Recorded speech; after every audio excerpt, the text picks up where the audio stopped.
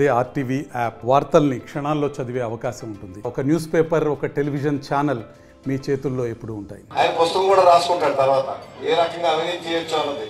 ఎందుకంటే ఇన్ని రకాలుగా అవినీతి చేయొచ్చు అన్నది బహుశా దేశ ప్రపంచ చరిత్రలో ఈతగాడంత అవినీతి పరుడు ఎవరు కూడా లేరు. ఇంత డబ్బున్నవాడు కానీ అవినీతి వాడు కానీ, ఆఖరికి ఇసుక కానీ, గ్రావెల్ కానీ, బ్రాందీ కానీ, ఆఖరికి గంజాయి. ఇప్పుడు గంజాయి మనం గురించి మాట్లాడుతున్నాం. అసలు గంజాయినే మీకు విదేశాల నుంచి దిగువిచ్చినటువంటి వాళ్ళ నాయకుడు. ఇంకా అటువంటి వాడి గురించి, గంజాయి మొక్కల గురించి మనం ఏం మాట్లాడదు చెప్పండి. కేంద్రం ఉన్నవాడే అట్లా ఉంటే ఈ రాష్ట్రం సర్వనాశనం అయిపోయింది. ఎవరైనా అధికారం వచ్చినప్పుడు ఏ పార్టీ అవనవ్వండి, చంద్రబాబు నాయుడు కానివ్వండి, రాజశేఖర రెడ్డి గారు అవనవ్వండి, లేదా తిప్పు రావనివ్వండి, కేసీఆర్ అవనవ్వండి, ఎవరైనా రాష్ట్రానికి ఏదో చేయాలి అని ప్రతి ఒక్కరు ఒక తపన ఉంటుంది. ప్రతి వాళ్ళకి ఒక ఎజెండా ఉంటుంది. మేము వచ్చేకి ఇది చేస్తాం. ఒక్కొక్క ప్రయత్నం ఒక్కొక్క రకం ఉంటుంది. ఒక ఇరిగేషన్ ప్రాజెక్టులు పెడతారు. చంద్రబాబు నాయుడు గారు అయితే ఐటీ పరిశ్రమలు పెట్టే ఆలోచన ఆయనకు ఉండొచ్చు. ఇలాంటివి ఉంటాయి. కానీ ఈయనకి ఇవేమీ లేవు. ఈయనకి కావాల్సినంటే మంచి ఒక రోడ్ మ్యాప్ వేసుకొని ఈ రాష్ట్రాన్ని 5 సంవత్సరాల్లో ఏ రకంగా దోపిడీ చేయొచ్చు అనేది ఒక స్కెచ్ చేసుకొని వచ్చి పరిపాలిస్తున్నటువంటి పరిస్థితి ఉంది తప్పితే ఈ రాష్ట్రానికి ఏ అభివృద్ధి చేయాలన్నది ఒక్కరోజు కూడా ఆలోచించే పరిస్థితి లేదు.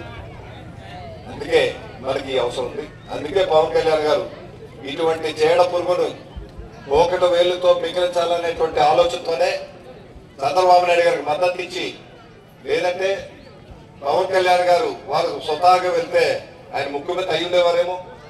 కానీ ప్రతిపక్ష ఓటు విడిపోకూడదు, అందరం కలిసి ఉండాలి, కలిసి ఉంటేనే ఇటువంటి దుర్మార్గ పరిపాలనకి చర్మగీతం పాడగలుగుతాం అనేటువంటి ఏకైక లక్ష్యంతో తన స్వార్థాలు వదిలిపెట్టి రాష్ట్ర ప్రయోజనాలు, రాష్ట్ర అభివృద్ధి, రాష్ట్ర యువత భవిష్యత్తును దృష్టిలో పెట్టుకొని ఇటువంటి నిర్ణయం తీసుకొని చంద్రబాబు నాయుడు గారికి మద్దతు ఇచ్చారు. అందుకు పవన్ కళ్యాణ్ గారు అంటే నేను ఇష్టపడతాను.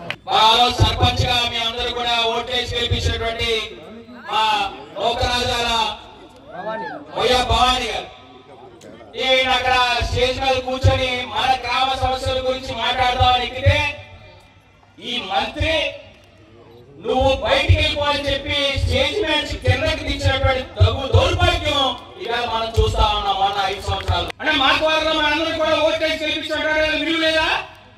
బీసీలు అయితే పక్కన కూర్చోకూడదా, పనిచేయరా అంటే ఇంత ఘోరమైనటువంటి వ్యవస్థ ఇంకెక్కడా లేదు. ఇటువంటి మోకరాజు కూడా అనేక పోరాటాలు చేశాడు, అనేక కంప్లైంట్ చేస్తాం, ఎస్పీ దగ్గరికి వెళ్ళాం.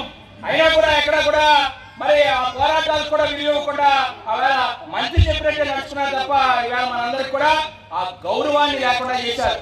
మాకవరం ప్రజలందరూ కూడా ఇవాళ ఓట్లేసినందుకు మళ్ళీ ఆ గౌరవాన్ని మనం నిలబెట్టాలంటే మళ్ళీ కొరతల రామకృష్ణ గారు ఎమ్మెల్యేగా మీ అందరికి గెలిపిస్తే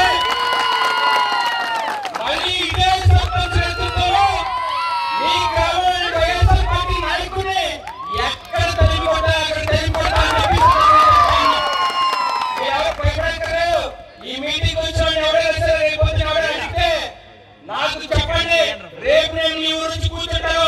మరిన్ని వీడియోస్ కోసం ఛానల్ ని సబ్స్క్రైబ్ చేయండి. లేటెస్ట్ అప్డేట్స్ కోసం వాట్సాప్ ఛానల్ ని ఫాలో చేయండి. అండ్ లింక్ డిస్క్రిప్షన్ లో ఉంది.